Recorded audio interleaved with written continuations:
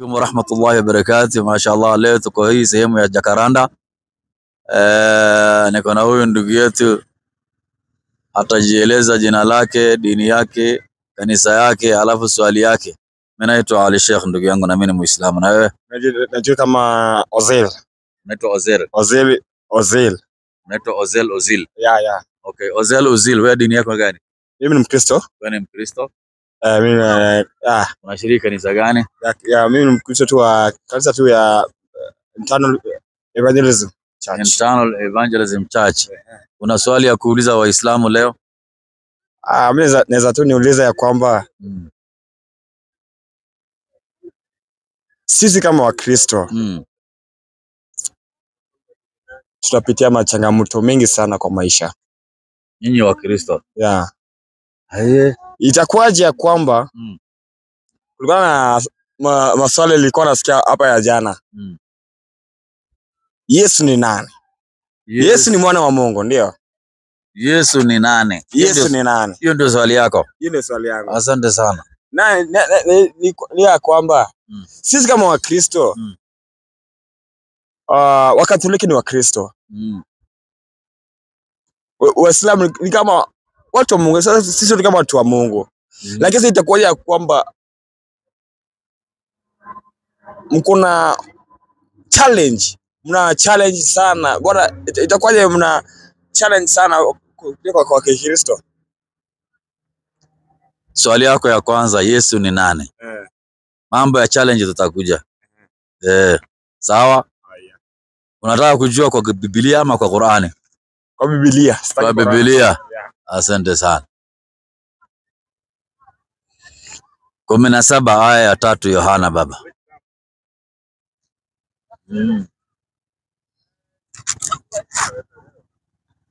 17:3. Ama ungeniendea Yohana inasema 2:5 Timotheo. Sawa, soma hii tunaenda huko pia. Na uzima wa milele ndio huu. Yesu anatuambia na uzima wa milele gani? Huu. Asante sana. Wakujue wewe Mungu wa pekee wa kweli. Yesu anatuambia tumjue Mungu wa pekee na wa kweli, sawa? Ndio. Na Yesu Kristo uliyemtuma. Na Yesu Kristo uliyefanyaje? Uliyemtuma. Kwa hivyo Yesu ni mtume wa nani? Mungu. Asante sana. 2:5 Timotheo baba. 2:5 mwalimu wangu. Kwa sababu Mungu ni mmoja. Tunaambiwa na Yesu kwa sababu Mungu ni wangapi? Mmoja. Haya, twende baba. Na mpatanishi kati ya Mungu na wanadamu ni mmoja. Tunaambiwa wapatanishi kati ya Mungu na wanadamu ni ngapi? Mmoja. Haya, twende baba. Mwanadamu. Kristo Yesu. Tunaambiwa Yesu ni mwanadamu. Kristo nani? Mwanadamu. Yes. Tunaambiwa Yesu ni mwanadamu. Yeye ni Mungu. Itakuwaje? Ngoja kwanza. Kwa sababu Mungu ni mmoja. Tunaambiwa kwa sababu Mungu ni wangapi? Mmoja. Haya, twende baba. Na mpatanishi kati ya Mungu na wanadamu ni mmoja. Tunaambiwa mpatanishi kati ya Mungu na wanadamu ni wangapi? Mmoja. Haya, twende. Mwanadamu. Kristo Yesu. Tunaambiwa mwanadamu. Kristo nani? Yesu. Kwa hivyo Yesu ni nani? Mungu. Mwanadamu, sio Mungu. Mwanadamu. Huwezi fanya Yesu Mungu. Na wacha niulize swali moja. Nataka nikufundishe Yesu si Mungu, ako na Mungu wake. Sawa? Utauliza swali yako. 20:17 Yohana baba. Kumbe hujui tofauti ya Yesu na Mungu. Leo utajua. Sasa ni mwana wa Mungu zakata. Haina shida, huko tutaenda kama ni mwana wa Mungu ama kama mwana wa Mungu. 20:17. Iseme baba. Inasema Yesu akamwambia. Yesu anakuambia wewe, sikiza. Usinishike. Kwa maana sijapaa kwenda kwa Baba. Yesu anakuambia usinishike kwa sababu sijapaa kwenda kwa Baba, sawa? Lakini nenda kwa ndugu zangu kawaambie. Kisha anakuambia nenda kwa ndugu zangu kawaambie. Ninapaa kwenda kwa Baba yangu. Anapaa kwenda kwa Baba yake. Naye ni Baba yenu. Naye ni Baba yetu. Tunaambiwa Baba Yesu ndio Baba yetu. Haya, twende baba. Kwa Mungu wangu. Anatuambia Yesu kwa Mungu wangu. Naye ni Mungu wenu. Mungu wa Yesu ndio Mungu wetu. Yesu anatuambia anaenda kwa Mungu wake ambaye ni Mungu wetu, sawa? Kwa hivyo Mungu wa Yesu ndio Mungu wetu. Na Yesu ni mwanadamu. Biblia imesema Yesu ni mwanadamu. Tumesoma ndugu yangu, sikatae. Kristo Yesu. Mwanadamu Kristo Yesu. Asanteni. Umefahamu eh? Sasa sina mengi zaidi. Una mengi. Yeah. Ukasema Yesu ni mwana wa Mungu. Sawa? Kwani Mungu na anazaa? Mungu anazaa kama mimi na wewe? Ama Mungu anaumba? Asieni Yesu ndio ni kweli ni mwana wa Mungu, kwa kuwa wakati wa Yesu Kristo Mungu malaika wa Mungu alitokezea Mariam na akasemekana ya kwamba atakuja kuzaa mwanamke ni Yesu Kristo ambaye wametumwa na Mwenyezi Mungu. Swali iko hapa. Mungu anaumba, sawa? Sawa? Kitabu cha Isaia baba. 44:24 Isaia baba. Sikiza, Mungu anaumba wapi? Inasema mwalimu wangu. Ndio. Bwana mkombozi wako. Tunaambiwa Bwana ndiye mkombozi we. Twende baba. Yeye aliyekuumba tumboni. Yeye aliyekuumba tumboni. Mungu anaumba wapi? Tumboni. Yesu aliumba ndani ya tumbo ya nani? Mariam. Kwa hivyo Yesu ni kiumbe cha nani? Mungu. Na wewe ni kiumbe cha nani? Mungu. Kwa hivyo wewe na Yesu ni hali moja. Umeelewa? Yeah. Haya. Una swali lingine? Asina swali. Haya, karibu kwa Muislamu, sio Muislamu ndugu yangu. Njoo basi, unamjua Muhammad. Sawa. Bro. Karibu kaka. Karibu sana. Njoo tu. Hamna shida. Biane. Asante sana. Unajua kidogo. Ndugu yangu, mimi naitwa Ali na mimi ni Muislamu. Napenda manabii wote waliotumwa na Mungu, sio manabii wa siku hizi wa sarakasi. Wale waliotumwa na Mungu tumeelezwa ndani ya vitabu vya Mungu. Sawa? Na mimi ni Muislamu. Na wewe? Mimi ni Mkristo. Wewe ni Mkristo, Jared. Barikiwe sana. Asante. Una maswali ya kuuliza Waislamu leo? Maswali. Any question about Islam? Sisi tukienda choo tunatumia maji kwa sababu ya usafi. Na kama mfuko imenona na mili iko na afya, wake ni wangapi? 4. Trust that baby. Tunao wangapi? Mili iko na afya na mfuko imenona, wake ni 4. Yesu si Mungu. Sawa? Tunasema Yesu si Mungu. Mimi najua kawa wa Kisini wa Sabato sana wanajua Yesu ni Mungu. Sisi tunasema Yesu si Mungu wala si mwana wa Mungu. Yesu ni mtume wa Mungu kwa wana wa Israeli, tena yeye ni mwana wa Mariamu. Hakukufa, hakuuawa, hakusulubiwa, hakuwekwa kaburini wala hakufufuka. Mwenyezi Mungu alimnyanyua akampeleka mbingu ya 3. Na ni Muislamu ndugu yetu. Kama wewe msabato unaabudu Yesu, usiabudu Yesu, abudu Mungu. Haya. Hiyo ndio masauliza swali. Any question about Islam? Kuna swali moja. Asante, ubarikiwe sana. Uliza. Swali langu ni hii. Unasema Yesu hakusulubishwa wala hakuuawa. Na mimi nikisoma Biblia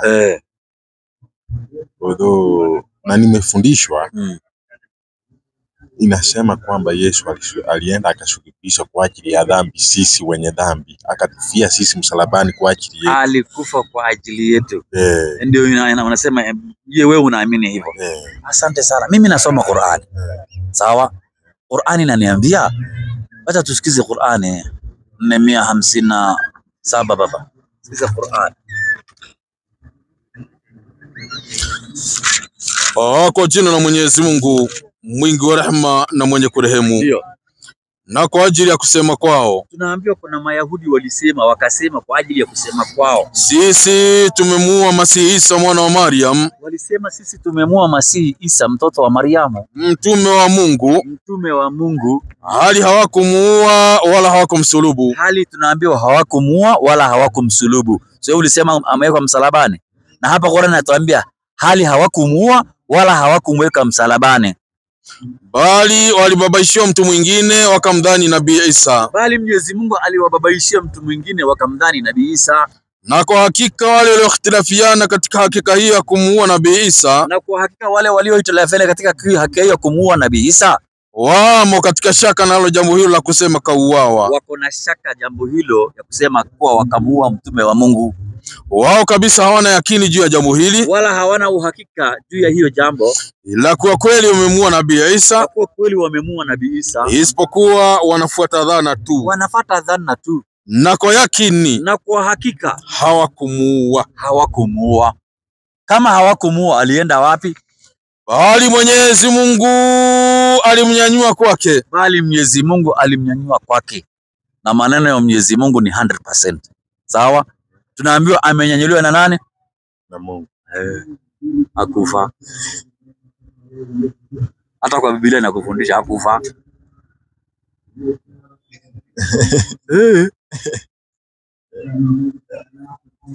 Na but what about niko na nini nyingine? Na Biblia imetuambia amepelekwa mbingu ya tatu. Unajua Biblia ni tofauti na Qur'ani. Na kufundisha hiyo aya inasema anaenda mbingu ya tatu. Wakorintho baba. Wakorintho 12:1. Moja anzia 2. Nafikiri ndio 2 ama moja, ni moja haya. Inasema sina budi kujisifu. Huyu ni Paulo anasema sina budi kufanya nini? Kujisifu. Ijapokuwa haipendezi, lakini nitafikiria maono ya mafunuo ya Bwana. Lakini atafikiria maono ya mafunuo ya Bwana. Namjua mtu mmoja katika Kristo. Anamjua mtu mmoja katika Kristo. Yapata sasa miaka 14. Yapata kwa miaka 14. Kwamba alikuwa katika mwili sijui. Paulo anasema Yesu alikuwa katika mwili sijui. Kwamba alikuwa nje ya mwili sijui. Anasema kwamba alikuwa nje ya mwili sijui. Mungu ajua. Mungu ajua. Mtu huyo alinyakuliwa juu. Mtu huyo alinyakuliwa juu mpaka mbingu ya tatu. Mpaka mbingu ya tatu. Umeelewa? Na leo Yesu ako mbingu ya tatu bado. Matendo ya Mtume baba 7:55. Na tujue Yesu yeye ni nani akiwa pale mbinguni. 55 baba. Lakini yeye akija Roho Mtakatifu. Huyu ni Stefano tunaambiwa, hebu anzia 53. Inasema mwalimu wangu. Ama 54 anzia. Acha tuanzie 55, tushuke chini mwalimu wangu kidogo. Asante. Haya. Lakini yeye akija Roho Mtakatifu. Tunaambiwa huyu ni Stefano akija Roho Mtakatifu. Roho Mungu inadanganya. Akakaza macho yake. Stefano akakaza macho yake, akatazama mbinguni. Akatazama mbinguni. Akauona utukufu wa Mungu. Akaona utukufu wa Mungu mbinguni. Na Yesu akisimama upande wa mkono wa kuume wa Mungu. Na alimuona Yesu amesimama upande wa mkono wa kuume wa nani? Wa Mungu.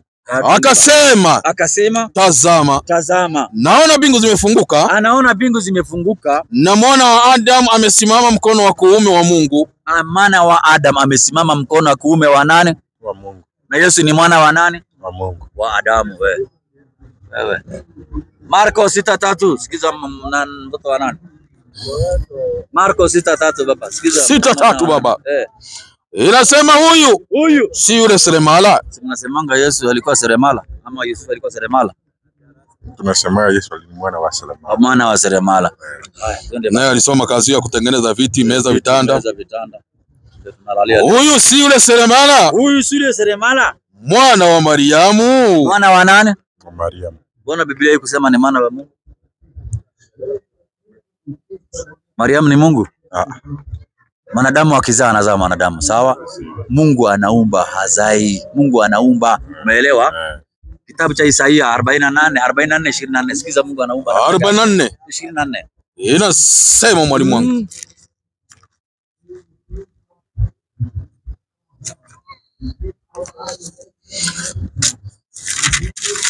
44:24 nitasoma kama ilivyoandikwa. Bwana mkombozi wako. Yeye aliyekuumba tumboni. Bwana ndiye mkombozi wetu na yeye ndiye aliyetuumba wapi? Tumboni. Tumetoka katika tumbo za mama zetu. Twende baba. Asema hivi. Mimi ni Bwana. Yeye ni Bwana. Nifanyaye vitu vyote. Mungu anafanya vitu vyote. Nizitandae bingu peke yangu. Mungu ametandaza hii bingu peke yake, hajatafuta contractor. Alitandaza hii bingu peke yake. Twende baba. Nieneza nchi. Yeye ndiye alieneza hii nchi. Ni nani aliye pamoja nami? Mungu anakuuliza swali, nani aliye pamoja na Mungu? Anaumba ndani ya tumbo peke yake. Yesu aliumba ndani ya tumbo, hajaumba ndani ya tumbo? Alituumba ndani ya tumbo ya mama au mama. Pamoja na nani? Na Yesu. Na Yesu. Sisi viumbe vya Mungu na Yesu kiumbe cha Mungu. Qur'ani 3:6 baba. Sikiza Qur'an nayo inakwambiaje? 3:6 Al-Karim. Kwenye kitabu kisichokuwa na shaka ndani yake na ni mwongozo kwa mchao Mwenyezi Mungu. Twende baba. Na ni kiboko kwa wale walioasi sheria za Mwenyezi Mungu. A'udhu billahi minash shaitani rajim. Bismillahir rahmanir rahim. Ndio. Yeye ndiye anayekutengenezeni sura matumboni. Yeye Mungu ndiye aliyetengezea masura zetu ndani ya tumbo za mama zetu. Twende baba. Jinsi apendavyo. Jinsi alivyopenda, sawa? Yesu akaumba ndani ya tumbo ya Mariam jinsi Mungu alivyopenda, sawa? Na mimi na wewe tukaumba ndani ya matumbo za mama zetu jinsi alivyopenda Mungu, sawa? Umeelewa? Yes. Haya, swali lingine. Sina ingine. Swali lingine. Mbona usiwe Muislamu ndugu yangu, uokoe maisha yako na moto wa jahannam? Unajua Uislamu ndio njia yako, ndio dini yako. Leo tunakufundisha Qur'ani baba. Qur'an. Tunaenda kwa Adamu moja kwa moja baba. Adamu moja kwa moja. 213. Kwa jina la Mwenyezi Mungu. Twende baba. Mwingi wa rehema na mwenye kurehemu. Twende baba. Watu wote walikuwa dini moja ya haki. Tunaambiwa watu wote walikuwa dini moja ya haki. Aliyekuja nayo Nabii Adam. Aliyekuja naye nani? Nabii Adam. Kwa hivyo Adam ndiye aliyekuja na Uislamu. Alipoumbwa na Mwenyezi Mungu alipewa Uislamu. Sawa? Tunaambiwa watu wote walikuwa wa dini moja, walikuwa na mila moja ambaye aliyokuja nayo Adamu, sawa? Sawa ndugu yangu. Hiyo tuangalie hiyo dini ya haki aliyokuja naye Adamu 3:19 baba. Kwa jina la Mwenyezi Mungu mwingi wa rehema na mwenye kurehemu. Ndio. Bila shaka dini ya haki mbele ya Mwenyezi Mungu ni Uislamu. Tunaambiwa bila shaka dini ya haki mbele ya Mwenyezi Mungu ni dini gani? Uislamu. Sikiza Mungu anakuambia namna gani sasa.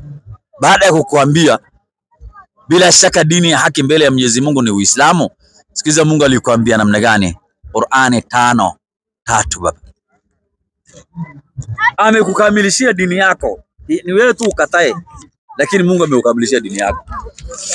Kwa jina la Mwenyezi Mungu mwingi wa rehema na mwenye kurehemu. Ndio.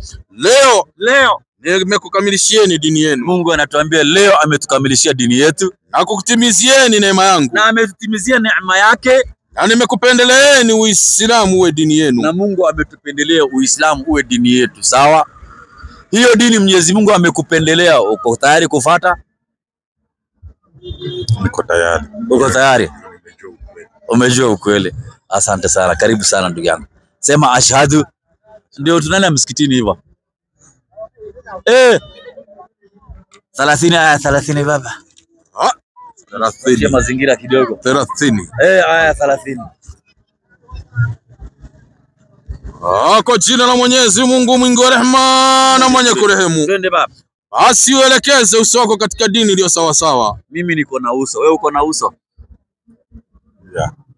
Hapa Mungu anatuambia tuelekeze uso wetu katika dini iliyo sawa sawa, sawa?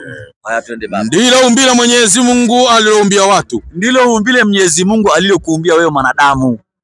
Yaani dini hii ya Kiislamu. Yaani dini hii ya Kiislamu inafikiana barabara na umbo la binadamu. Inafikiana barabara na umbo la binadamu. Hakuna mabadiliko katika maumbile ya viumbe vya Mwenyezi Mungu. Hakuna mabadiliko katika maumbile ya viumbe vya Mwenyezi Mungu. Hiyo ndio dini iliyo ya haki.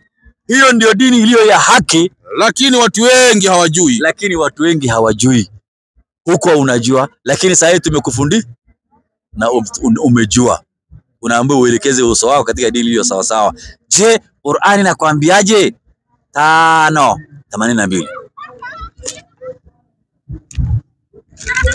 Ama ni 3:82. 5:82.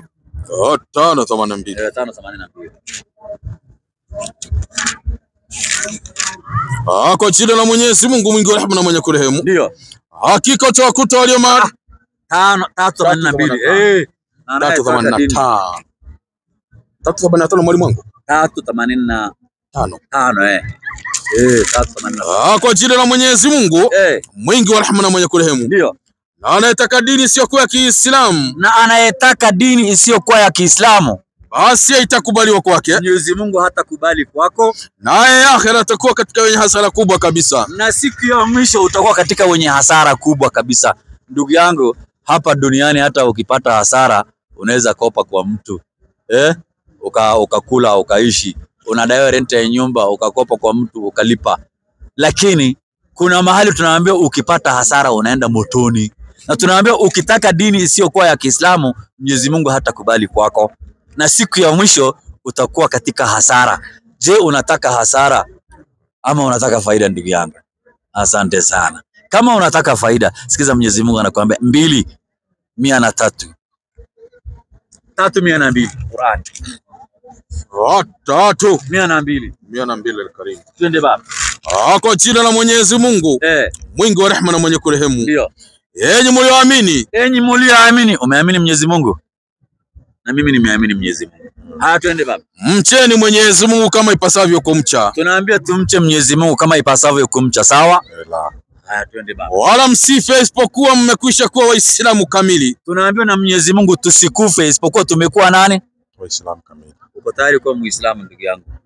Okoa maisha yako na moto ya jahannam. Haya, nyanyua kidole ya mkono ya kulia. Haya, sema ashhadu an la ilaha illa Allah wa ashhadu anna Muhammadan Rasulullah. Sema nakiri kwa moyo na kutamka kwa ulimi ya kwamba hakuna mola apasaye kuabudiwa kwa haki isipokuwa Allah, na Muhammad ni mtume wa Mwenyezi Mungu. Yesu mtoto wa Mariamu ni mtume wa Mwenyezi Mungu. Yesu si Mungu wala si mwana wa Mungu. Ewe Mwenyezi Mungu, niongoze nife nikiwa Muislamu. Kwa hayo machache ndugu yangu, nimekuwa Muislamu. Ungependa jina gani ya Kiislamu? Kuna Adamu, kuna Ibrahimu, kuna Nuhu, kuna Yahya, kuna Suleimani, kuna Musa, kuna Daudi, kuna Muhammad, kuna Ali, kuna Suleimani, kuna Salim, kuna Hassan, kuna Hussein, kuna Abubakar, kuna Abdallah. Ungependa gani? Hassan, karibu sana ndugu yangu. Hassan, karibu sana. Karibu sana Hassan. Utaenda kwa ustadh hapo. Atakupatia mwongozo, sawa? Na muachie namba yako ya simu. Haya. Haya, karibu sana. Salamu alaikum muuzaji. Qur'ani baba. Qur'ani 13:43.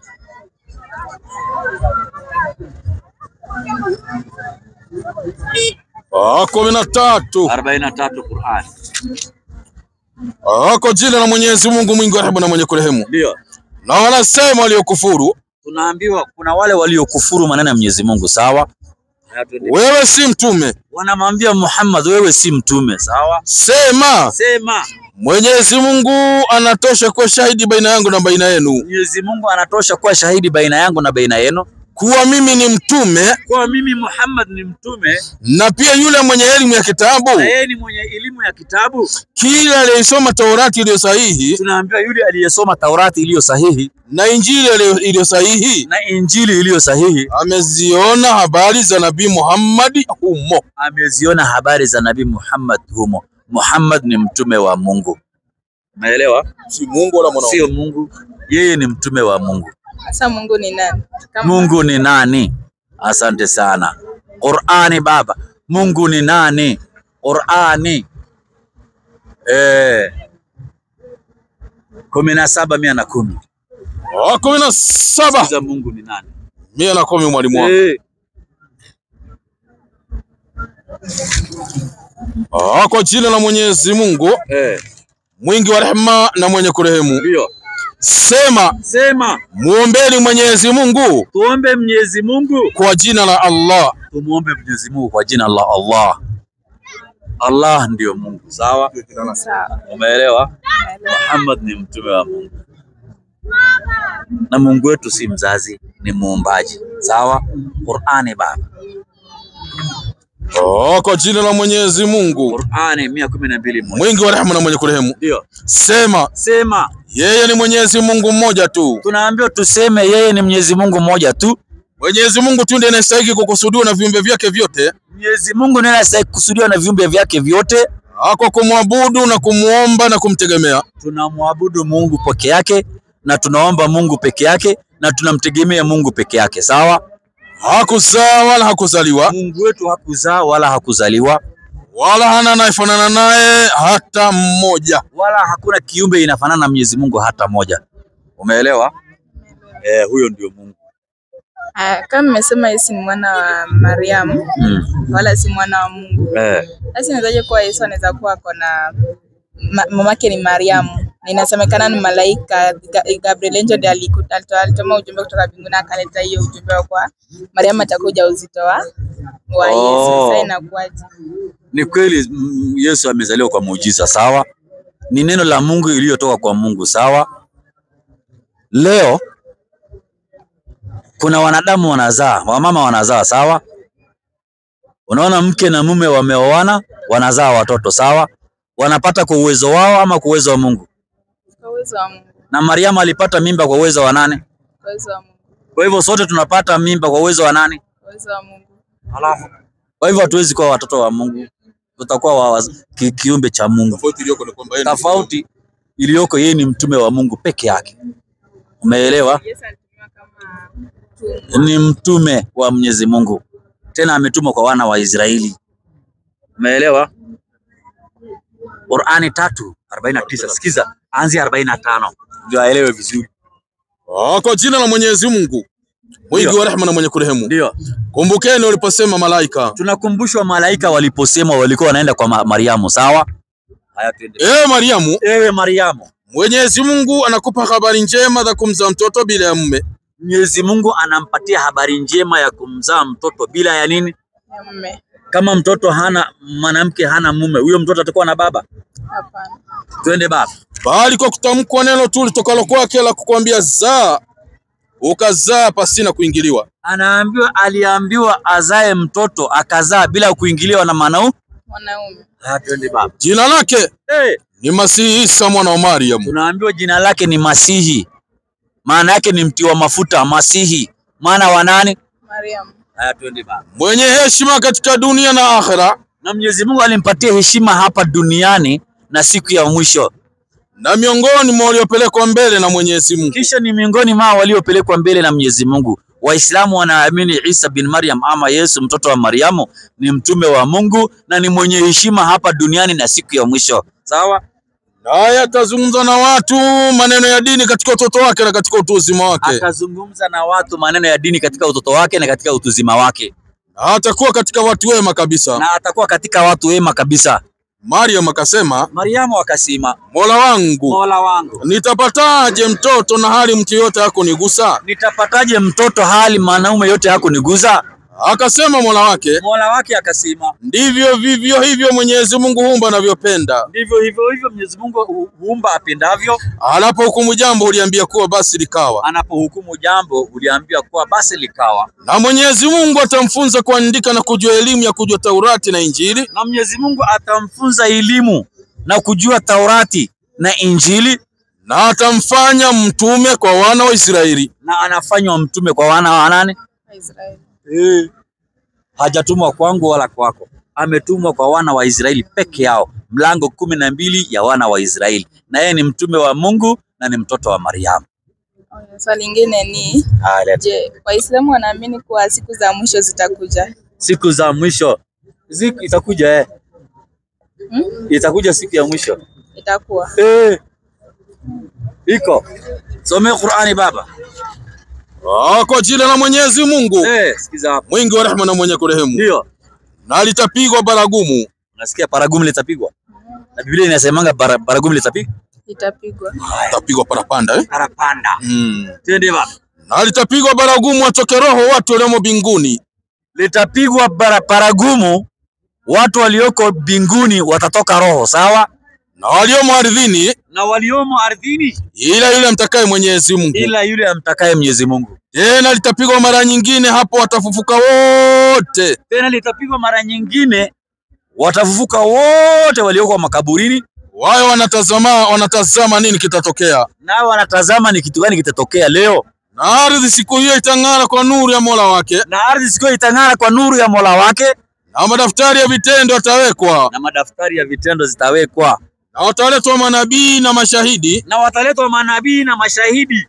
Na kutahukumiwa baina yao kwa haki wala hawatadhulumiwa. Na watahukumiwa baina yao kwa haki wala hawatadhulumiwa. Na kila nafsi siku hiyo italipwa kwa yale iliyoyafanya. Yatalipwa kwa yale aliyoyafanya. Naye Mwenyezi Mungu anajua sana wanayoyatenda. Na Mwenyezi Mungu anajua sana yaliyotendeka hapa duniani. Sawa? Umeelewa? Baragumu itapigwa. Umeelewa? Na kila mmoja atalipwa haki yake. Sawa? Haya, swali lingine. Swali lingine dayangu. Feel free, usio na wasiwasi. Hata kama uliza swali yoyote. Waislamu wanaambiwa. Swali yoyote uliza, usio na wasiwasi.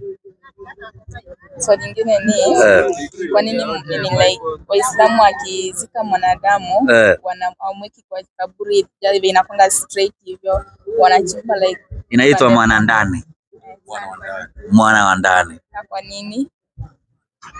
Kwa imani yako. Hiyo ni kaburi kwa sababu ile kaburi ni mchanga, sawa? Lazima itengezwe mahali huyu mwanadamu maiti atawekwa na ipatikane namna ya kufunika hiyo mchanga isimguze mili yake, sawa?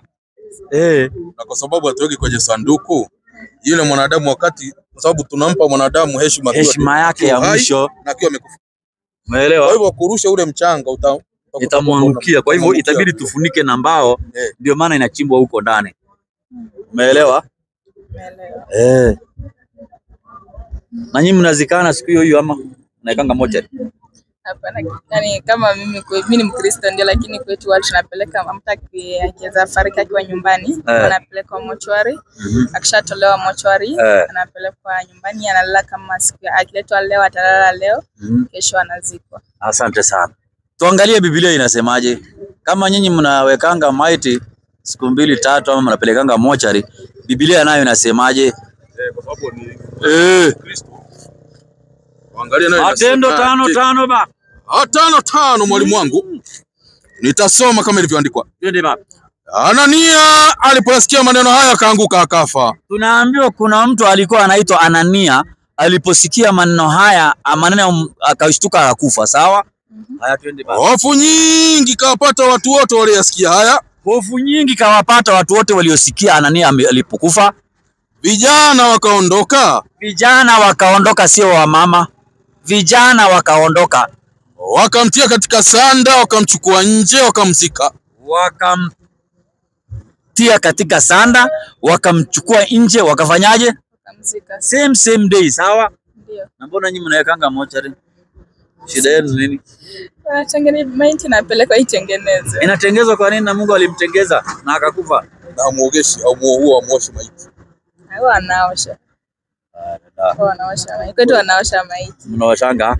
Haya, sikiza niongezewa nini? Kumbukumbu la Taurati 21:22.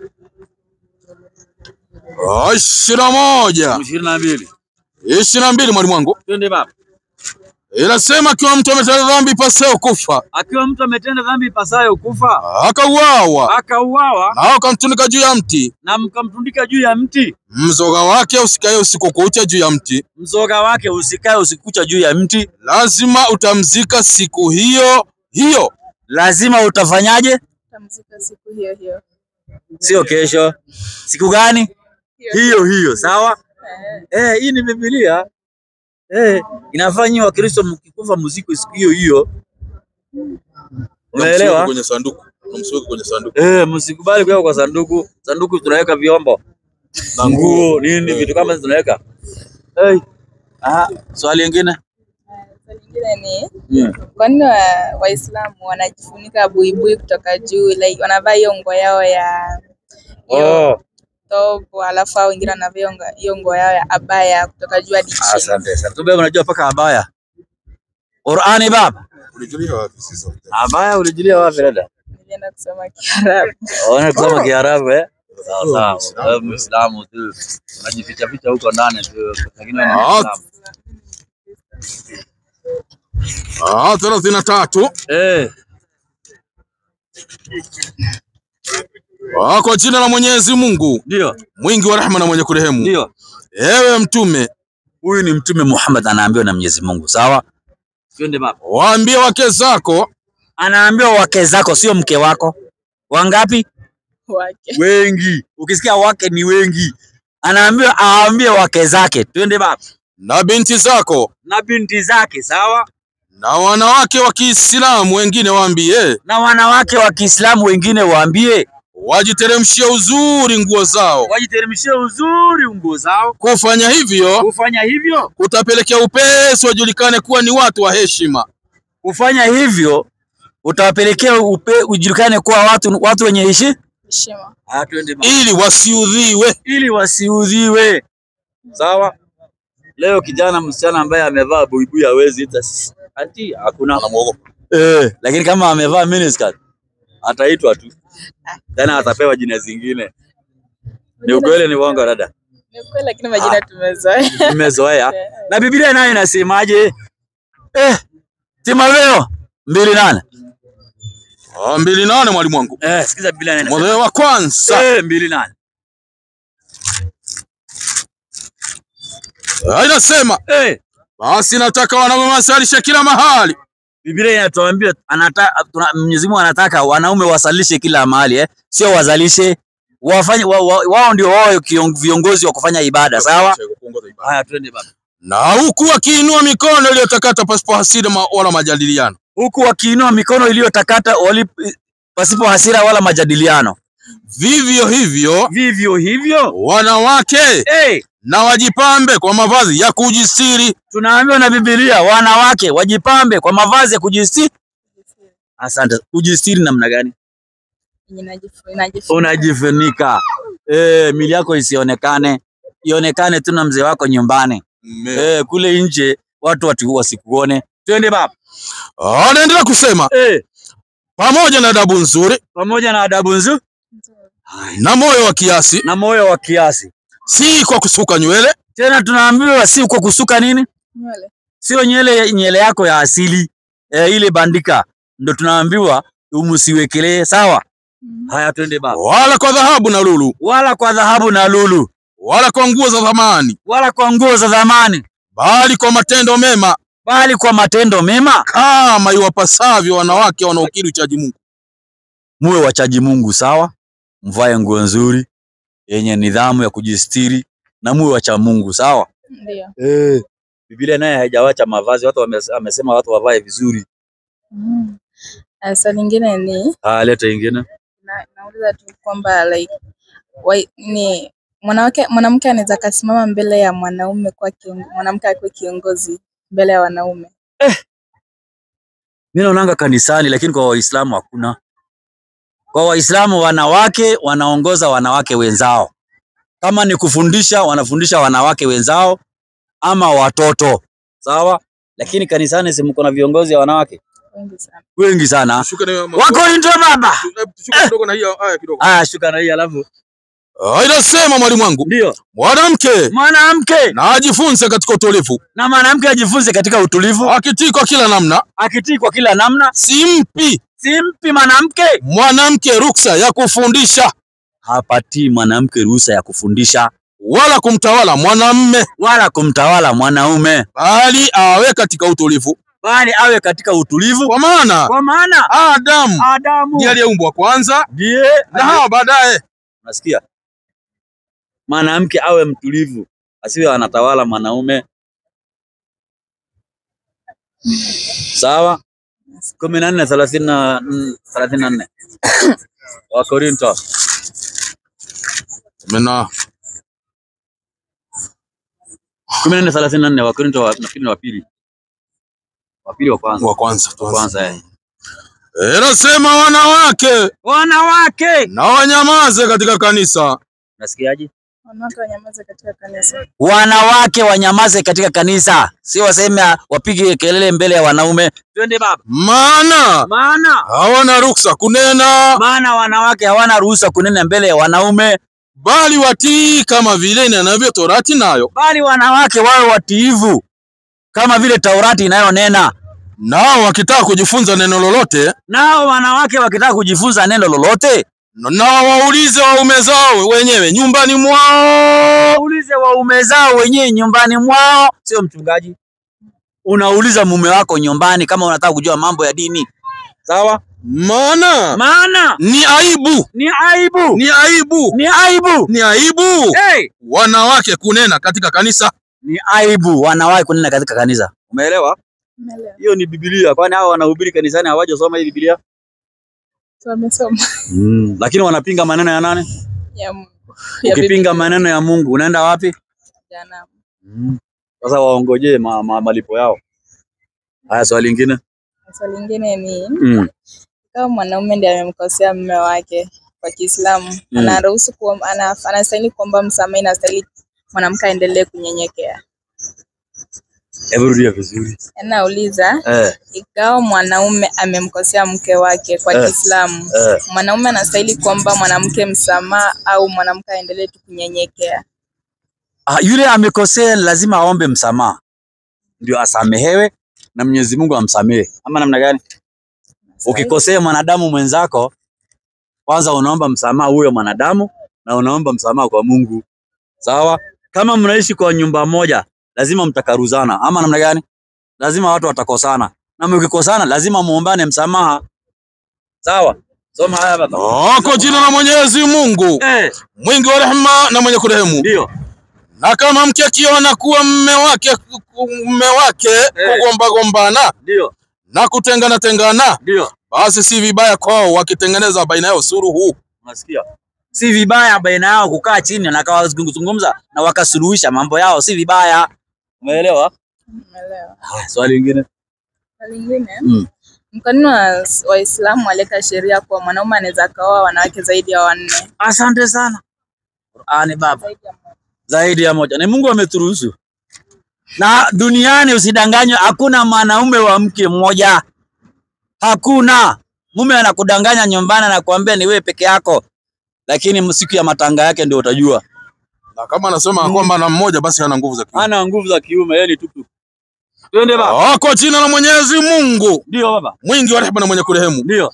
Na kama mkiogopa kutowafanyia uadilifu mayatima. Tunaambia tukiogopa kutowafanyia uadilifu mayatima. Unajua maana ya uadilifu? Yaani kutenda haki, sawa?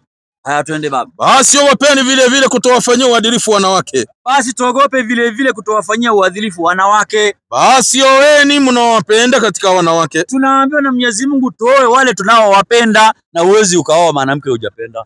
Lakini ngoja kidogo. Hiyo lakini utaleta, hii ni maneno ya Mungu, haina lakini. Tunaambiwa na uwezi ukaoa mwanamke ambaye hujapenda. Sawa? Tunaambiwa na Mwenyezi Mungu tuoe wale tunaowapenda. Wale, sio moja, sio yule, wale. Twende baba. Maadamu mtawafanyia insafu. Tunaambiwa maadamu tutawafanyia haki. Wawili. Mmoja kwanza na moja, alianza na 2. Wawili au watatu au watatu au 4 tu. Au 4 tu. Na kama mkiogopa kuwa hamwezi kufanya uadilifu, tukiogopa kuwa hatuwezi fanya haki, basi oeni mmoja tu. Tunaambiwa tuoe mmoja tu, si lazima uoe wengi. Pengine wewe nguvu huna, mali huna. Sasa unaweza oa wanawake 4 na huna kitu ya kuwalisha nayo. Unaambiwa muoe kama mko na mali wanawake 4 na nguvu iko. Nguvu ya mara ngapi? Mfuko kwa sawa? Nguvu ya mfuko na nguvu ya kiafya ya kimwili. Sio ulete msichana ya watu hapo usaidiwe na jirani. Kwa Teresa anaanguka. Sawa. Unakula githeri alafu unashindwa na kibarua. Sio hivyo. Uwe na mali na unakula vizuri na afya iko. Umeelewa? Umeelewa. Haya, swali lingine. Mimi nasema mnaruhusiwa kwa wanawake wawili, lakini kwa Biblia kwa kitabu cha Mwanzo Mungu aliumba Adam na akamuumbia na mwanamke mmoja tu peke yake. Adam aliumbiwa mwanamke mmoja. Kwa hivyo kama kungekuwa na wanawake wengine pia angeoa, sio? Oh, kwa hivyo ngoja basi. Hiyo ndio maumbile Mwenyezi Mungu aliumba wanadamu mara ya kwanza. Mwanamke na mwanaume. Sawa? Sasa hakuwa na mwanamke mwingine angeoa nani? Wanaume alitolewa bavu hii, si mnasema hivi? Mkono wa kazi. Hakutolewa bavu mbili ama tatu. Mkono wa kushoto wenyewe haunaga kazi. Sasa angetolewa mbili. Sasa au tatu. Hakutolewa bavu tatu wala bavu nne, alitolewa moja. Sasa angeoa wapi? Kama alitoa hiyo moja. Maanisha nafaa wewe mwanamke. Mungu ametuambia ndani ya Qur'ani, hata Biblia watu wameoa. Lakini ngoja tunaenda kitabu kwa Biblia kama alioa wanawake zaidi kama Solomon, venye alioa wanawake. Sio Solomon peke yake. Ibrahim alikuwa na wake wangapi? Ibrahim alikuwa na wake wangapi? Alikuwa wawili. Watatu. Ketura. Kama nini Solomon alikuwa na wanawake zaidi, alikuwa na wanawake wake 1000. 1000. Alafu prostitute alikuwa sio prostitute. Nabii wa Mungu hawezi fanya prostitution. Hawezi. Masuria. Unaambia masuria wanaitwa ni wanawake wa kifalme. Si ilifanya Mungu akamkataa simjengee tena. Hiyo Nabii Suleimani ndiye aliyejenga nyumba ya Mungu. Umeelewa? Lakini kwa Biblia anasema nini walikataa vitu hapo. Nabii Suleimani ndiye aliyejenga nyumba ya Mungu ya Mwenyezi Mungu. Umeelewa? Ndiye aliyejenga. Babake hakujenga, Daudi hakujenga. Na alikuwa na wake wawili. Yeye Suleimani alikuwa na 1000 na ndiye alimjengea Mungu nyumba yake. Ukiona mwanaume wa mke moja, aidha hana pesa ama nguvu ndio hana. Usidanganywe. Dada. Yule mko naye kwa nyumba asikudanganye. Anakuchenga chenga. Uongo tu anakudanganya. Kwa hivyo sasa kama huko umemruhusu, wewe mkubalie tu. Wewe mkubalie tu aoe. Kuliko wazini, mwambie alete menzako. Uletewe maradhi. Bana. Swali lingine dada. Au wewe Muislamu? Unajua Uislamu? Karibu sana. Na mimi na swali moja kwako. Na swali ngapi? Mimi Muislamu. Nampenda Mungu. Nafanya vitendo vizuri. Na Mwenyezi Mungu ameniahidi nikifanya vitendo vizuri. Na mimi ni Muislamu. Naenda mahali naitwa paradiso ama paradise. Qur'ani baba. 40. Kwa jina la Mwenyezi Mungu mwingi wa rehema na mwenye kurehemu. Ndio. Afanyaye ubaya duniani hata lipwa ila sawa na huo uovu wake. Anayefanya ubaya hapa duniani hata lipwa ila sawa na ile uovu alifanya.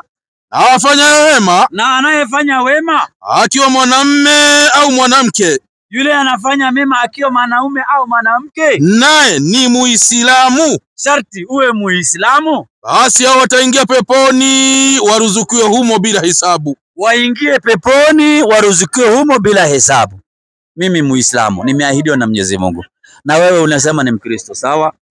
Wewe Mkristo ukafanya vitendo vizuri, ukaabudu Mungu vizuri, ukajenga makanisa, ukajenga nyumba za wajane, nyumba za mayatima, ukasaidia maskini, siku ya mwisho utaenda wapi? Enda mbinguni. Unaenda mbinguni. Unaenda mbinguni. Isaia baba 50.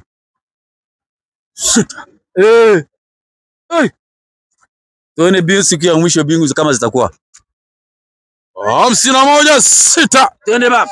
Inasema inueni macho yenu mbinguni. Hebu inua macho yako mbinguni. Unaona bingu iko, sio? Haya twende baba. Mkaitazame nchi chini. Tena tunaambia tutazame nchi chini, sawa? Haya twende baba. Maana bingu zitatoweka kama moshi. Tunaambia bingu zitafanyaje? Sasa ikitoweka kama moshi na wewe unataka unatuambia unaenda mbinguni. Si utatukuta hapa urudi hapa uanguke. Bingu zitatoweka siku ya mwisho.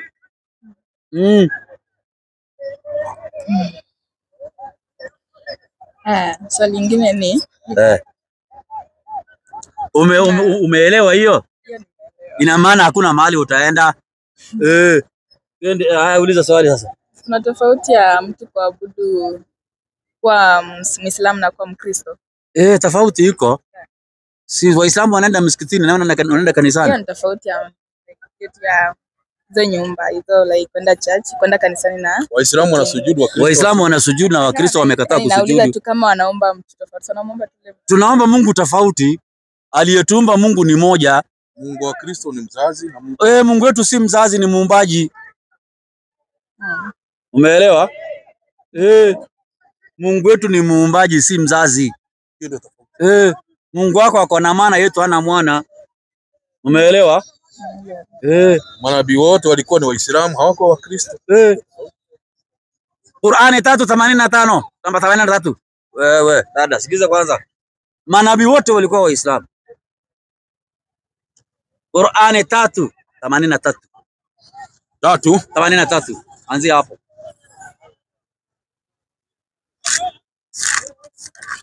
Walikuwa Waislamu wa manabii wote. Kwa jina la Mwenyezi Mungu. Ndio. Mwingi wa rehema na mwenye kurehemu. Ndio. Je, wanataka dini isiyokuwa ya Mwenyezi Mungu? Unaulizwa unataka dini isiyokuwa ya Mwenyezi Mungu? Na hali kila kilichomo mbinguni na ardhini kinamtii yeye? Hali kilicho mbinguni na kilicho ardhini kinamtii Mwenyezi Mungu? Kikipenda kisipende. Kikipenda kisipende. 85 84. Ndio hapo sasa tunashuka chini.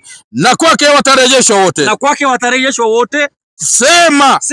Tumemwamini Mwenyezi Mungu. Tumemwamini Mwenyezi Mungu. Na yale tulioteremshiwa. Na yale tulioteremshwa ambaye ni Qur'ani. Na yaliyoteremshwa Ibrahimu. Na yaliyoteremshwa Ibrahimu. Na Ismaili. Na Ismaili. Na Ishaka. Na Isaka. Na Yakobo. Na Yakobo. Na watoto wake. Na watoto wake Yakobo. Na yale aliyopewa Musa. Na yale aliyopewa Musa. Na Yesu. Na Yesu. Na manabii wengine kutoka kwa Mola wao. Na manabii wengine kutoka Mola wao.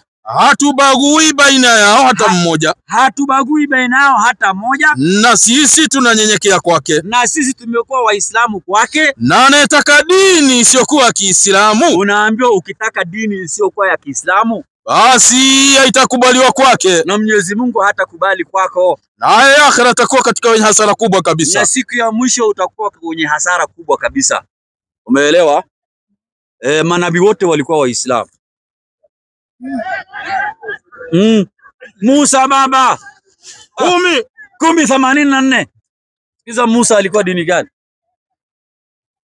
Kwa jina la Mwenyezi Mungu mwingi wa rehema na mwenye kurehemu. Twende baba. Na Musa akasema. Enyi kaumu yangu. Enyi watu wangu. Ikiwa nyinyi mmemwamini Mwenyezi Mungu. Basi mtegemeeni yeye. Basi tumtegemee Mwenyezi Mungu. Kama nyinyi ni Waislamu kweli. Kama nyinyi ni Waislamu kweli kweli. Huyu ni Musa. Je, Isa nayo? Qur'ani 3:52. 3:52. Sikiza Isa naye, Yesu naye. Kwa jina la Mwenyezi Mungu mwingi wa rehema na mwenye kurehemu. Ndio. Lakini Isa alipoona ukaidi wao umeshtadi alisema. Lakini Isa alipoona ukaidi wao umeshtadi, nani watakuwa wasaidizi wangu kuendea katika kuitangaza dini ya Mwenyezi Mungu? Anauliza wanafunzi wake, nani atakuwa wasaidizi wake wa kutangaza dini ya Mwenyezi Mungu? Wanafunzi wake wakasema. Wanafunzi wa Yesu wakasema, sisi ni wasaidizi wa kuitangaza dini ya Mwenyezi Mungu. Sisi ni wasaidizi wa kutangaza dini ya Mwenyezi Mungu. Tumemwamini Mwenyezi Mungu. Tumemwamini Mwenyezi Mungu. Na ushuhudia kwamba sisi tumejisalimisha kwa Mwenyezi Mungu. Na Yesu ashuhudia ya kwamba wanafunzi wake wamejisalimisha kwa Mwenyezi Mungu. Wamesilimu. Umeelewa? Manabii wote walikuwa Waislamu dada. Okoa maisha yako na moto ya Jahannam. Usifurahishwe na mambo ya dunia. Anasa. Usifurahishwe na mambo ya dunia dada yangu. Kesho utatoka hii dunia. Sote tutarudi kwa hii mchanga. Na tutafikishwa mbele ya Mwenyezi Mungu. Umeelewa? Mungu anakutakia uwe Muislamu. Qur'ani baba 3:200. Ndio maana kaanza kukuandama. 3:200 baba. 3:200 nakwambiaje? 3:200. Kwa jina la Mwenyezi Mungu mwingi wa rehema na mwenye kurehemu. Ndio.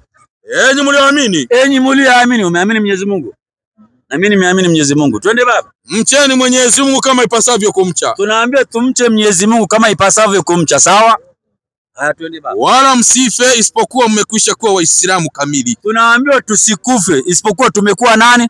Waislamu kamili. Uko tayari kuwa Muislamu kamili kabla hujakufa? Wakati ndio huu. Wakati ndio huu dada. Uko tayari kuwa Muislamu kabla hujakufa?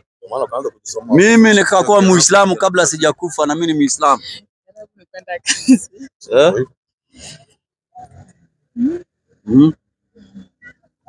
Ni ngumu kujibu. Jibu mwalimu. Una swali lingine sasa? Ulazimishwi Qur'ani baba. 256. Ulazimishwi Qur'ani, hakuna kulazimisha mtu. Hiari yako. Hiari yako. Sisi ni kukufikishia tu. Kwa jina la Mwenyezi Mungu mwingi wa rehema na mwenye kurehemu. Twende baba. Hakuna kulazimishwa mtu kuingia katika dini. Hakuna kulazimishwa mtu kuingia katika dini. Umeelewa? Qur'ani hailazimishi mtu. Ni hiari yako. Sawa? Haya, swali lingine. Mnasema kuwa Waislamu wote wataenda, mnasema Paradise. Uislamu utende vitendo vizuri baada ya uende paradise. Unaenda. Swali lingine. Hata Yesu yuko paradise. Yesu yuko paradiso.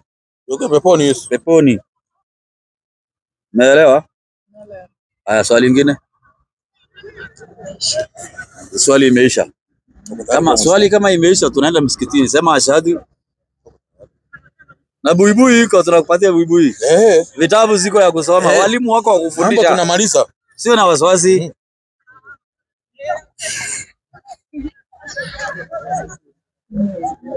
Aha. Haya, fikiria, hakuna shida. Hatukulazimishi. Mungu ndio anaongoza. Mungu akuongoze. Karibu sana. Haya, nani ana swali? Kuja baba. Karibu sana. Karibu sana. Mimi naitwa Ali na mimi Muislamu. Napenda viumbe wote walioumbwa na Mungu. Anapenda manabii wa Mungu waliotumwa na Mungu. Sio manabii wa sasa wale wa sarakasi. Manabii waliotumwa na Mungu ambao wako kwa vitabu. Hawako duniani leo. Nawapenda sana. Aha. Jina lako, kanisa yako, swali yako. Mimi naitwa Justin. Justin, karibu sana. Na nimeokoka. Tena umeokoka? Na Yesu ni Bwana. Kumbe Yesu ni Bwana. Yesu ni Bwana kawaida tu. Kawaida yake Yesu ni Bwana. Na wewe umeokoka? Petro wa pili baba. Tano. Na wewe pia ni Bwana. Hata wewe ni Bwana. Kuna Bwana na kuna Bwana. Hata usiende huko ustaz. Jamaa ameokoka. Ameokoka. Petro wa kwanza.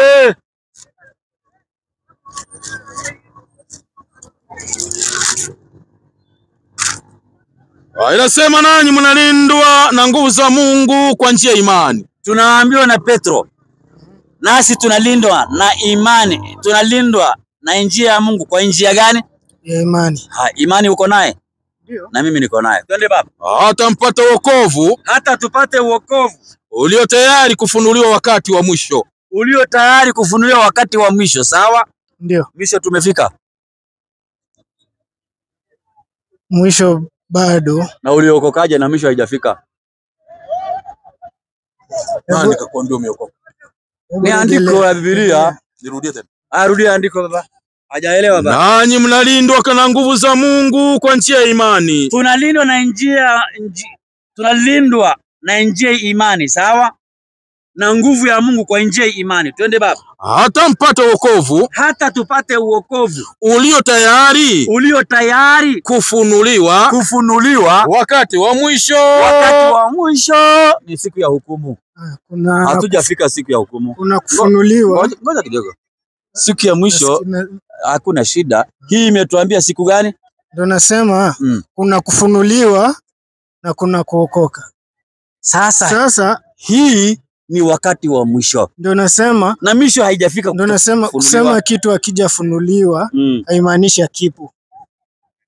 Naweza kakuwa niko naweza kakuwa nimefunikwa, naweza kakuwa nimefunikwa ndani ya sufuria. Hiyo ni tafsiri yako. Biblia imesema tunalindwa na nguvu za Mungu. Ndio inasema. Hapa ngoja kidogo, usipoteze hawa watu.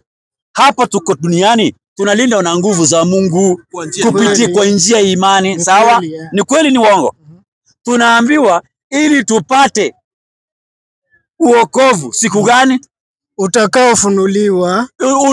Hebu rudia andiko. Wakati gani?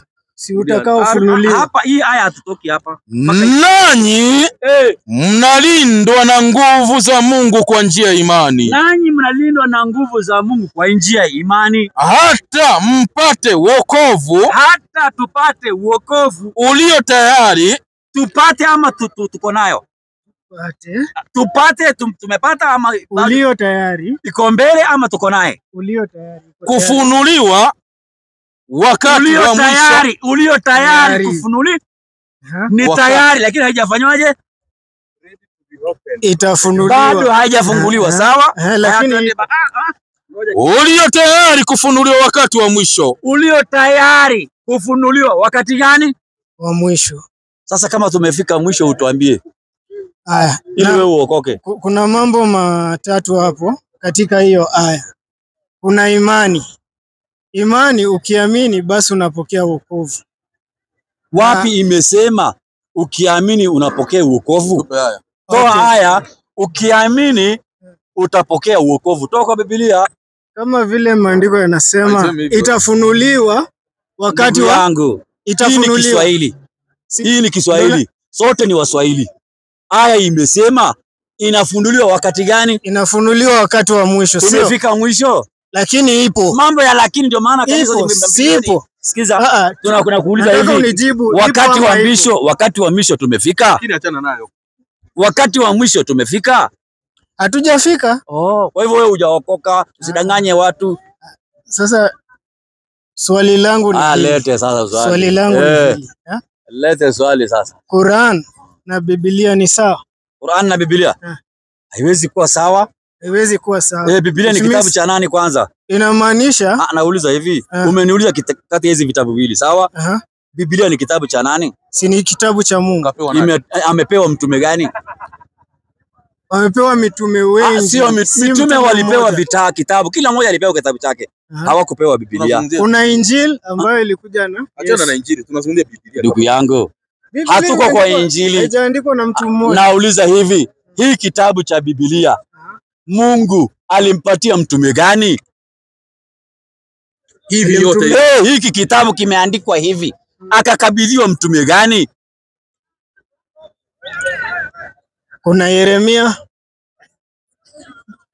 kuna Paulo, kuna Isaya, wako wengi ambao walikabidhiwa. Unalo andiko linasema Isaya, una andiko ya kwamba Isaya alipewa Biblia, Paulo alipewa Biblia, Yesu akapewa Biblia, Yeremia akapewa Biblia. Uko nayo? Andiko uko naye? Toa kama una nayo, wakopa kwa wachungaji. Watumia hata message kidogo. Kwa kuambia gani? Tafute Isaya. Haiko huko. Tulitafuta hiyo kitabu ndugu yangu. Usiku na mchana na tukakosa. Sawa. Wewe unafikiri kwamba hichi kitabu tumekisoma miaka mingapi kwa Israeli? Haya ni maono ya Isaya mwana wa Amozi. Kwa hivyo maono ya Isaya ndio hii Biblia. Wewe unajua maana ya maono? Subiri kwanza tumalize. Aliyoyaona katika habari ya Yuda na Yerusalemu siku ya Uzia, Yohamu na Hezekia wafalme wa Yuda. Sikieni enyi mbingu, tega sikio nchi, kwa maana Bwana amenena. Amenena Mungu maneno mengi sana. Amenena kwa Taurati. Wapi Isaya akapewa Biblia? Mungu alinena kwa Taurati, akanena kwa Injili, akanena kwa Zaburi, akanena kwa Qur'ani. Hii ni maono. Ulisoma maono. Hawa watu hawataka kuongozwa na maono, wanataka neno la Mungu. Wapi Isaya akapewa Biblia? Short and clear. Na si Mungu alinena Qur'ani baba. Unadanganya Wakristo, umeokoka na una kitu. Sasa Qur'ani 2:121. Sikiza vitabu zile Mungu alileta, sio Biblia. Mungu hakuteremsha Biblia, kuleta Biblia. Kwa jina la Mwenyezi Mungu mwingi wa rehema na mwenye kurehemu. Ndio. Wale katika ahli kitabu. Tunaambiwa kuna wale waliopewa vitabu, wenye vitabu. Tuliowapa kitabu. Tuliowapa tena, kila mmoja alipewa kitabu, sio vitabu. Taurati ilikuwa kitabu moja, alipewa Musa. Twende baba. Injili ilikuwa kitabu moja, akapewa Yesu. Zaburi ilikuwa kitabu moja, akapewa Daudi. Biblia akapewa nani? Biblia akapewa nani? Haya, toa haya Biblia alipatiwa mtume fulani. Hao Wakristo na Waislamu wanataka kujua hii Biblia imetoka wapi. kwa ufupi ni ya kwamba Biblia na Qur'an ni kitu tofauti kabisa. Biblia kwanza. Sasa ndugu yangu, Qur'ani iko na mambo yake, na Taurati ilikuwa na mambo yake, na Injili na Qur'ani imetueleza Mungu alipatia manabii vitabu, Taurati, Injili, Zaburi, na Qur'ani akapewa Muhammad. Hii Qur'ani iliyopewa Muhammad ndio imetueleza hiyo habari yote, sawa? Hii Biblia ulisema walipewa manabii, hebu nipatie andiko moja Musa alipewa Biblia ama Yesu alipewa Biblia. Haina shida, Mike nakupatia. Ndio nasema hivi kwa ufupi, Biblia na Qur'an ni mambo mawili tofauti.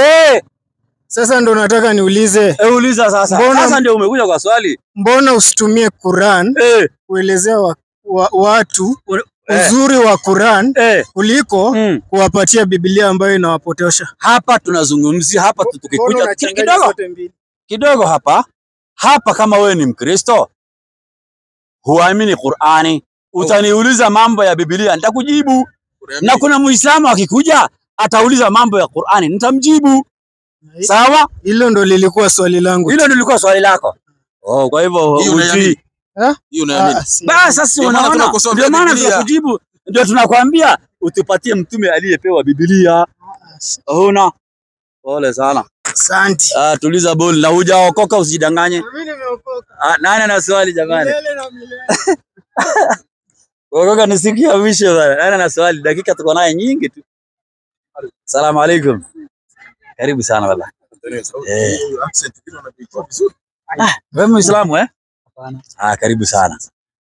Mimi naitwa Ali na mimi ni Muislamu. Napenda viumbe wenzangu kama wewe na wengine. Na napenda kuuliza maswali. Nikishindwa kujibu, walimu wako wengi tu hapa. Sawa? Una swali ya kuuliza dini yako, jina yako, dini yako, kanisa yako, swali yako. Mimi naitwa Kefu Omari. Omari. Wewe ni Omari wa Biblia ama Omari wa Qur'an? Hata sielewi. Uelewi. Pole sana. Haya tuendelee sasa. Sasa iko vile huyu jamaa mwenzangu ameuliza maswali hapa. Kuhusu kutofautisha Qur'ani na Biblia. Kwa sababu amewasema umemwambia Qur'ani na Biblia ni vitu mbili tofauti. Vitu mbili tofauti. Na umesema waambie mtume mwenye alipewa Biblia. Na mimi vile najua hata ingawa siendangi kanisa sana. Hata usiende. Watakufundisha usiende. Yaani ile vile nilifunzwa shule. Najua watume kila mtu aliandika kitabu yake. Lakini kwanza nikukosea hapo. Hakuna mtume aliandika kitabu. Na mtume hawezi andika kitabu bila kupewa na Mwenyezi Mungu. Manabii wanapewa na Mwenyezi Mungu kupitia malaika Gabrieli. Sawa? Mungu aliteremsha Taurati akampatia Musa, akateremsha Injili akampatia Yesu, akateremsha Zaburi akampatia Daudi, akateremsha Qur'ani akampatia mtume. Hakuteremsha kitabu kingine. Vitabu vingapi? 4. Leo tunashangaa Wakristo wanatuambia wako na kitabu cha Biblia na hawatuambia alipewa mtume gani. Hiyo ndio swali tuko naye. Hiyo swali swali yenyewe inakuwa ngumu. Ngumu Inakuwa ngumu. Kwa sababu gani? Umesema kila mtume alipewa, si ndio? Hao manabii 4 ndio walipewa vitabu. Walipewa vitabu. Na kuna suhuf ya pages alipewa Ibrahim. Sawa? Na hii kwa Biblia vile walipewa wakakuja wakaunganisha pamoja ndio wakatengeneza Biblia. Asante. Nani aliunganisha aliyeunganisha ni nani? Na aliunganisha kwa idhini ya nani? Kwa sababu hii Biblia iko wapi? Hii Biblia imeandikwa Biblia. Lakini kwa Wakristo kuna ile agano jipya, agano la kale na agano la kale. Ndio. Sasa hii ni tofauti. Hii ni tofauti. Na agano la kale alipewa mtume gani? na Agano Jipya alipewa mtume gani? Hapo ndio sijui. Sasa unaona ndio hiyo Kristo badala ya kusoma hamjui kitabu na mnafuata tu. Ndio maana mwalimu akasema hivi, tofauti ya hizi vitabu viwili ni kwamba hiki ni kitabu, hiki si kitabu. Hiki ni kitabu, lakini hiki si kitabu. Ndio tofauti. Hiki si kitabu. Ndio kwa sababu hata mtume aliyopewa haijulikani. Lakini hichi kitabu kitabu. Hebu Jumapili hata kama uendagi kanisani, nenda kanisani, utana na mchungaji wako, uliza hii kitabu cha Biblia Mungu alimpatia mtume gani? Mambo ya kusanya ni mengine, ni wanadamu wamesanya, sawa, na wakaunganisha, sawa, lakini uliza mchungaji, mtu wa Mungu, hii Biblia Mungu alimpatia mtume gani? Short and clear. Na Musa alipewa nini? Musa alipewa kitabu. Taurati kwani kitabu gani? Qur'ani baba. Tatu. Sikiza Qur'ani. Tatu karimu. Kwenye kitabu kisichokuwa na shaka ndani yake na ni mwongozo kwa mchao Mwenyezi Mungu. Ndio baba. Na ni kiboko kwa wale walioasi sheria za Mwenyezi Mungu. Ndio. Kwa jina la Mwenyezi Mungu mwingi wa rehema na mwenye kurehemu. Ndio. Amekuteremshia kitabu kwa haki. Mwenyezi Mungu anamwambia Muhammad amekuteremshia hii kitabu cha Qur'ani kwa haki. Kinachosadikisha yaliyokuwa kabla yake. Hii Qur'ani kinasadikisha yaliyokuwa kabla yake. Na aliteremsha Taurati. Na Mungu aliteremsha kabla ya Qur'ani, aliteremsha Taurati na Injili. Na akateremsha Injili. Na Injili alipewa Yesu.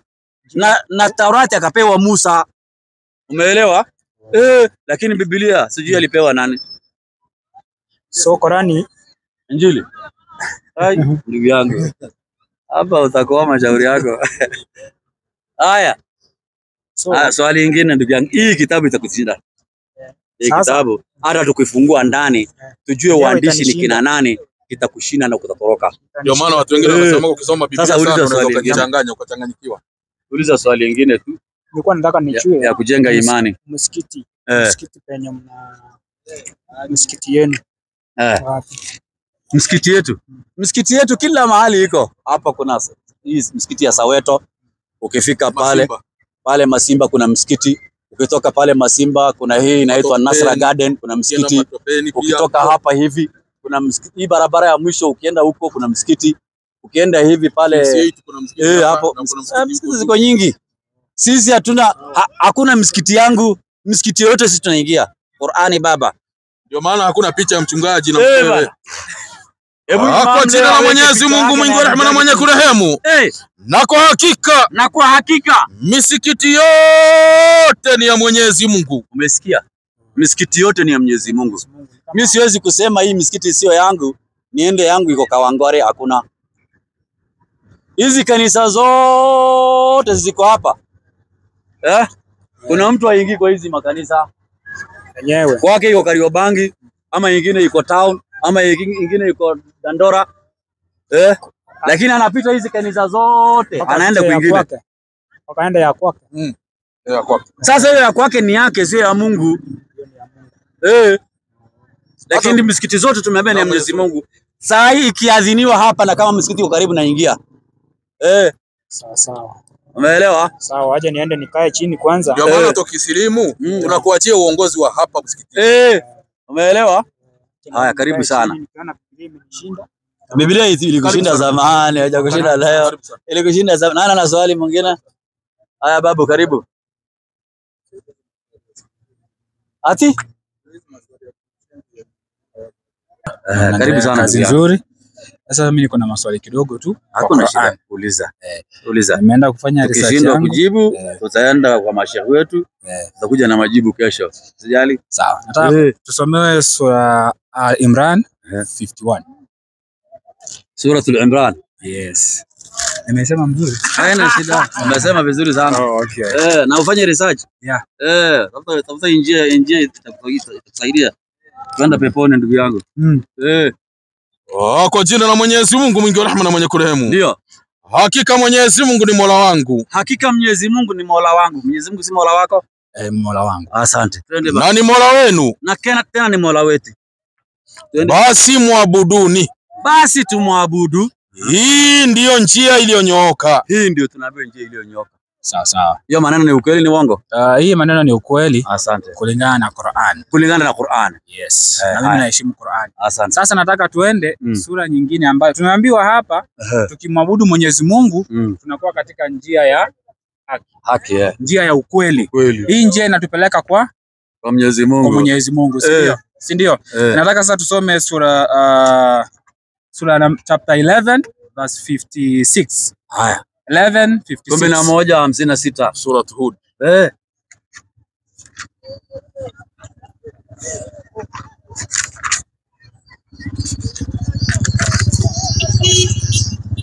Kwa jina la Mwenyezi Mungu mwingi wa rehema na mwenye kurehemu. Ndio.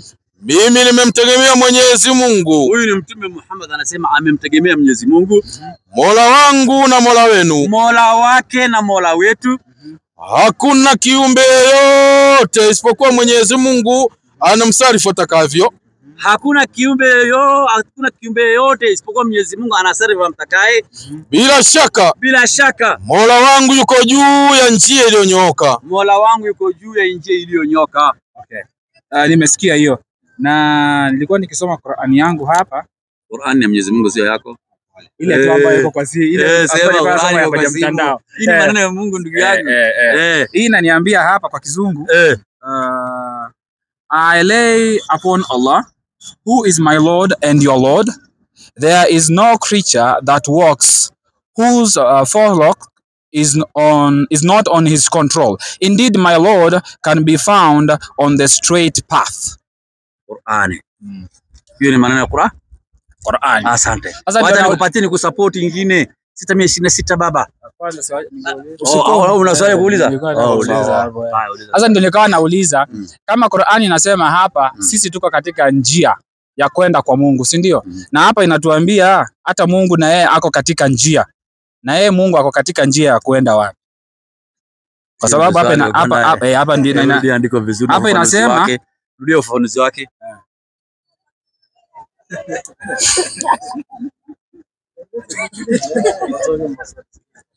Maelezo. Iko sawa maswali. Eleza haya maelezo. By the way, umeuliza swali zuri kwa sababu inawezekana huko na unaelewa. Utaelewa sahihi. Nabii Hud anawabainishia kuwa ndio hao wanaomwabudu hawana lao jambo. Hao wanaloabudu hawana lao jambo. Hawezi kudhuru wala kunufaisha. Na anawatia muhuri au challenge. Wamdhuru kama wataweza. Na wewe unawachallenge wanaokutishia kwa mizimu yao. Unawachallenge wale wanakutishia mzimu yao na mapango yao na makaburi yao. Usiogope. Kwa hivyo Nabii Muhammad sallallahu alaihi wasallam katika aya hii kuna watu wanatishia habari za Nabii Hud. Kuna nabii alikuwa Nabii Hud. Ndiye alikuwa Nabii Hud. Kwa hivyo kisa cha Nabii Hud kikapigwa kwa mfano wa Nabii Muhammad. Sasa alikuwa anaambiwa kuhusu Nabii Hud aliyekuwepo zamani. Sio mtume, sio Allah.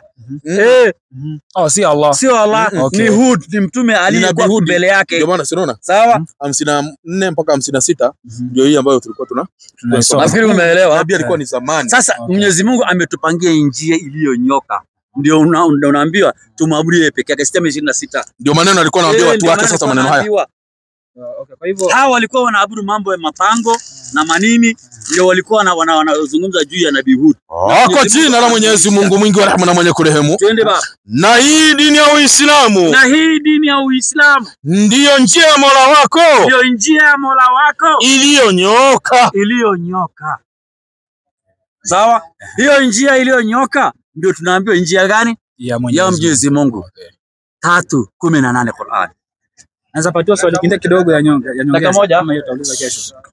Sio na sije mapema. Mbona umechelewa sana? Ile gene zako umebeba kama basi? Acha tumaliza na hiyo hizi zingine tutauliza kesho. Sawa. Sasa. La 3. 18. Kwa jina la Mwenyezi Mungu mwingi wa rehema na mwenye kurehemu. Twende baba. Bila shaka. Dini ya haki mbele ya Mwenyezi Mungu. Ni Uislamu. Bila shaka dini ya haki mbele ya Mwenyezi Mungu ni Uislamu. Karibu sana katika Uislamu ndugu yangu. Kuja kesho. Usijali, karibu sana. Karibu sana.